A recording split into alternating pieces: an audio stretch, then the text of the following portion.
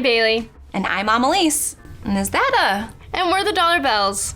Starting a new family can be an extremely rewarding and exciting experience. But just like any big life event, it's always best to be prepared, especially when it comes to your finances. Sometimes it's easier to forget that your new bundle of joy also means a bundle of new expenses. According to a recent USDA study, roughly $13,000 worth of new expenses.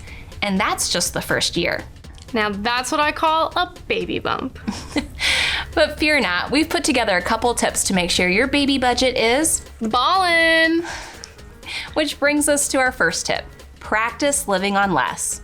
Often the case with a new child, one parent may end up taking some temporary unpaid leave or choose to leave the workforce entirely. Even if both parents return to work, childcare is something that has to be accounted for. Sit down with your partner and get these things figured out ahead of time. Once you've done this, live like it's already happened. Best case scenario would be taking the income of the partner who plans to take leave or the expected monthly childcare cost and putting it directly into savings. Then build your budget with what you have left. Maybe cook more meals at home. Consider skipping that vacation and cut down on any of those monthly subscriptions that aren't really necessary. If your income is already stretched to its limits, maybe start looking for other ways to bring in some extra cash. Rideshare services like Lyft and Uber, as well as delivery services like DoorDash and Grubhub, can provide a fast and flexible boost to your income.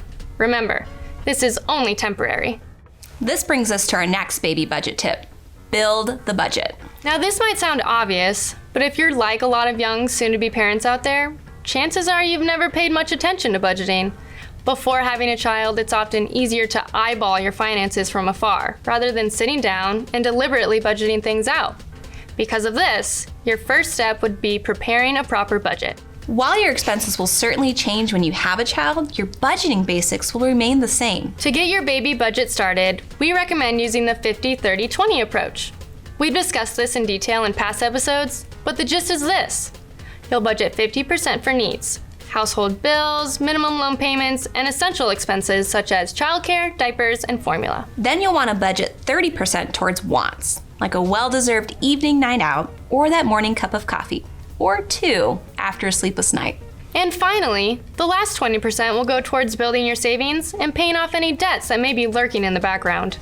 If you're feeling nervous about having enough stashed away, or you have some outstanding debt, then you can always switch these two around and put 30% into savings and debts and 20% towards wants. You know, under the circumstances, maybe that morning coffee should be in the needs category. Oh, definitely. If you need some help crunching the numbers, our friends over at NerdWallet have put together a free budget calculator that can make the entire process a breeze. The link will be in the description.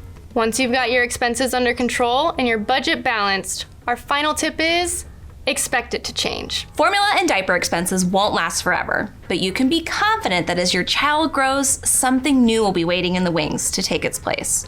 Whether it's soccer cleats, school supplies, car seats, or car insurance, the only thing that's for sure is nothing is for sure. Maybe schedule some time at the end of each month to sit down with your partner and review your budget. During this time, focus on anticipating upcoming expenses and make a note of those one-offs that no longer need to be worried about. In the meantime, there are a couple things you can do to make these changes easier to deal with. Your child will quickly outgrow things like clothes, baby baths, toys, and strollers in those first couple of years. So there's really no point in paying full price for these items if you don't have to. Because of this, we recommend buying secondhand whenever possible. Plus, once they've outgrown them, you get to pass the savings on to someone else. Also, be mindful that some of the larger items like strollers, beds, feeding chairs, and car seats have options that can adapt as your baby grows. If you purchase a crib that can be turned into a child's bed, boom, one less expense. Oh, and if possible, ask for any of these big ticket items at the baby shower. If grandma and grandpa want to cover the cost of a crib and stroller, you say yes and thank you. So there you have it. Those should help you get off to a good start.